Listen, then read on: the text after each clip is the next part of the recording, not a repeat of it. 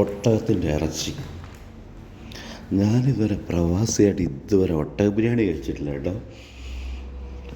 പക്ഷേ ഒട്ടകത്തിൻ്റെ ഇറച്ചി ഏറ്റവും വേവ് കൂടുതലാണെന്ന് പറയുന്നത് കേട്ടിട്ടുണ്ട് കേട്ടോ. കുക്കറി ഇട്ട് കഴിഞ്ഞാൽ എന്തായാലും ബിരിയാണി ഉണ്ടാക്കുന്നതിന് ഒരു 10 വിസിലെങ്കിലും അടിക്കണം.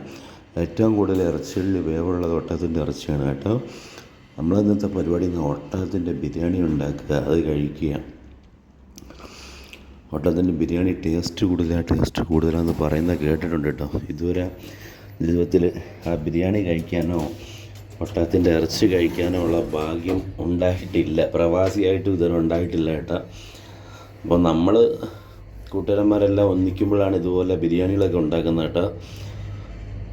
ഇവിടെ മാർക്കറ്റിൽ ഒട്ടകത്തിൻ്റെ ഇറച്ചി, മാനിറച്ചി, അങ്ങനെ എല്ലാ ഇറച്ചികളും സുലഭമായിട്ട് കിട്ടും. അറിയാമല്ലോ, പ്രവാസികൾക്ക് ഇതുപോലുള്ള മീറ്റുകൾ കഴിക്കാൻ പറ്റുന്ന നമ്മളെ പ്രവാസി ആയിരിക്കുന്ന സമയത്ത് കഴിക്കാൻ പറ്റുള്ളൂ, എല്ലാ സമയത്ത് കഴിക്കാൻ പറ്റത്തില്ല.